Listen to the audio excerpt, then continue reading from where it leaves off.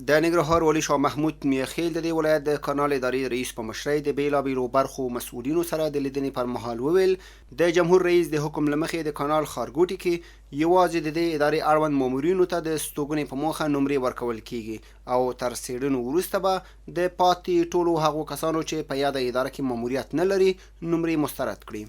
د کانال رئیس پرویز علي او د مامورینو یو تن استازی د خبرو پر مهال په وروستیو کې د کانال ادارې د پرمختګونو په کانال اداره کې د باجګیرۍ ستونزې په له منځه وړلو، امنیتي وضعیت په ښه کېدو او د دوی مامورینو ته د ښارګوټي د پرانیستو له امله د ننګرهار والي شاه محمود میاخیل څخه مننه وکړه. دوی همداراز په دې ولایت کې د افغانیو د رواجولو له امله د ښه مدیریت ستاینه وکړه او وړاندیز یې وکړه چې د دې ادارې ټولو کارکوونکو ته د ستوګنې په موخه نمرې ورکول شي. پروسه کال تقریبا 1300 ټنه او سکل 5200 ټنه او یا همداسې زیتون پروسه کال تقریبا 10 ټنو په شاوخوا کې او سکل 1200 ټنو په شاوخوا کې. خو دا چې ښه حفاظت او ښه حراست شوی، ښه امنیت راغلی، ښه همکاري د ولایتي ادارې لخوا نشته ده. په ننګرهار کې ستاسو په راتګ سره یو داسې مثبت بدلون راغلی دی چې یو خو موږ د ښکارولو نه خلاص شو، یو خو موږ ظالمانو نه ایله اوس خلاص شولو، اوس پوه شولو چې ژوند کې څومره خوږوالی دی. خو دا به ته موږ سره ومنې چې هېڅوک به په دې ناستو کسانو کې د سینې چې ډوډۍ خوري او تاسو ته دعا نه کوي. ستاسو تاریخ او ستاسو کارکردګي په کوم فامیل کې چې تاسو لوی شوي یئ او تاسو تربیت موندلی دی، نړۍ مننه. خزانه والي صاحب کله نه چې ته راغلی دلته نو دغه ټول ننګرهاریان خوشحاله دي.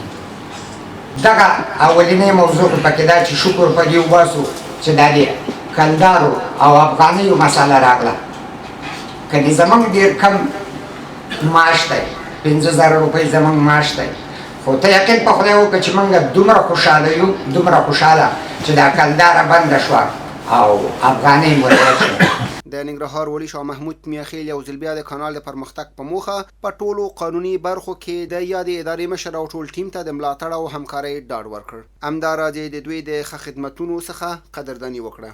هغه زیاته کړه د کانال ښارګوټي چې شاوخوا 300 د ستوګنې نمرې پکې دي د جمهور رئیس د حکم له مخې یوازې د همدې ادارې مامورینو ته ورکول کیږي. خو په دې اړه یې څېړنې پیل کړي چې یو شمېر نورو کسانو ته هم پکې نمرې ورکول شوي چې د څېړنو وروسته به یې ورته مسترد کړي. جمهور رئیس هم دې ته متوجه دی چې موږ داسې یو معقوله لار پیدا کړو چې هم هغه تېر مشکلات حل کړو او روان مشکلات پیدا نشي کړي. نو هغه چاته چې فرمان په اساس ورکړل شوي د هغې نمرې دي، هغې ته مې دا لغه ده چې که بل چا دیون ناقص وي هغه باید مسترد شي. دا پیدا کړي ځکه چې اول حق هماغه چا دی چې هلته وي. کانال د ننګرهار لپاره، د مشرقي لپاره او موږ تاسې ټولو لپاره او په خاصته د جمهور رئیس لپاره خاص هغه اجنډا کې ده چې موږ څنګه کولی شو چې دا کانال توسعه پیدا کړي، تولیدات ښه شي، پروسس یې ښه شي، صادرات زیات شي او بالاخره یو اقتصادي رشد رامنځته کړي. نوموړي مامورینو ته ډاډ ورکړ چې ژر به د ښاروالۍ، کانال، ځمکو او ښار جوړونې ادارې ترمنځ ناسته وکړي چې په پایله کې به یې د پاتې مامورینو لپاره د نمرو د ورکړې په میکانیزم او نورو ستونزو په حل کې خبرې وشي.